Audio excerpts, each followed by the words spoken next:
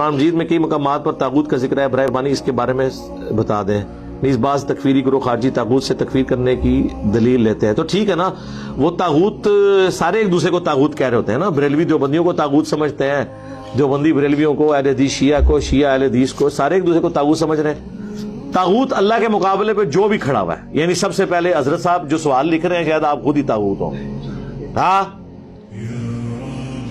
قرآن میں نہیں ہے افرائیت من اتخذ الہہ ہوا، اے نبی بھلا اس شخص کو دیکھا جس نے اپنے نفس کی خواہش کو اپنا خدا بنا لیا۔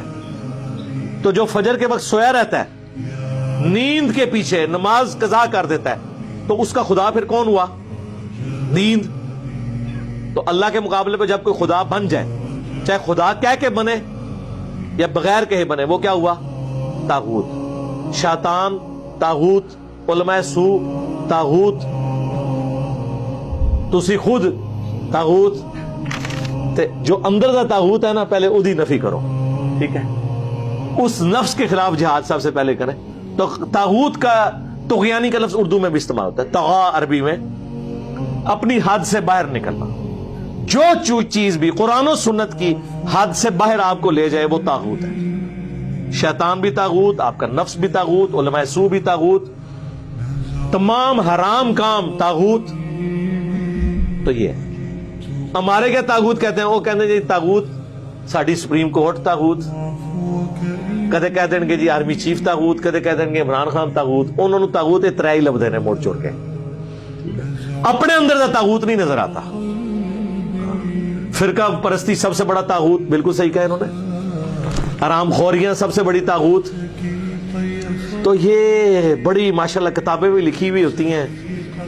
میں آپ کو پھر ان کے اندر کے واقعات سناؤں نا تو آپ کو پتہ چلے کہ کتنے نیچ درجے کے مسلمان خود ہیں یہ، جو یہ بروشر دے دے کے تو بچوں کو بھیج رہے ہوتے ہیں۔ اتنے میں گرے ہوئے کریکٹرز کے لوگ۔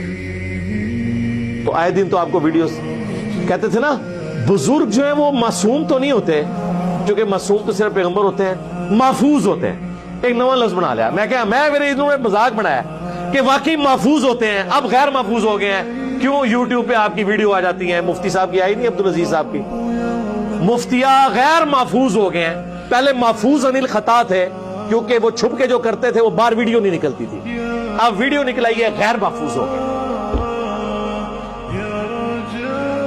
معصوم شاسم کوئی نہیں نے، بڑے بڑے مکار نے۔ حرکتیں دیکھیں اور لیول دیکھیں۔ وہ ایک وہ پنڈی کا وہ مولوی ہے مشہور ان کا دیوبندیوں کا، وہ جب میدان عمل میں اترا، بعد میں اس کے اوپر ایف آئی آر بھی کاٹی، اس کو بھی اندر کیا۔ اس بے شرم انسان نے مفتی عبدالعزیز کو بچانے کی خاطر یہ کہہ دیا کہ صحابہ کرام سے بھی تو گناہ ہوئے ہیں، یعنی صحابہ کرام سے کوئی ضعیف روایت میں بھی یہ والا، یہ جو تم مدرسوں میں یہ تم لوگوں نے ڈھکوسلا شروع کیا ہوا ہے، یہ ثابت ہے۔ ہاں ٹھیک ہے، ایک کا دکا شراب پینے کے واقعات یا کبھی بدکاری کے واقعات وہ زنا کی کیٹاگری کریں، جو تم نے کام شروع کیا ہوا ہے ویسے کہتے ہیں صحابہ کے بارے میں بولو ہی نا۔ اور جب مولوی کو بچانا ہو تو صحابہ کرام، وہ جس طرح پنجابی جی محاورہ ہے نا کہ باندری دے جو پیر سڑ دینا تو اپنے بچے بھی دے دیں یہ پیرا تھلے ہو آگ سے بچنے کے لیے۔ تو یہ تو پورا دین اپنے قدموں کے نیچے لے آتے ہیں جب ان کے اوپر کوئی الزام آ جائے۔ جس چیز کے آپ کو پتا چلتا ہے کرتوت نکلتے ہیں باہر، آپ بس اللہ نے ہی پردے رکھے ہوئے، محفوظ ہیں، لیکن یوٹیوب کی وجہ سے آپ محفوظ بھی نہیں رہے۔ تو میرے تو کوئی محفوظ نہیں ہو۔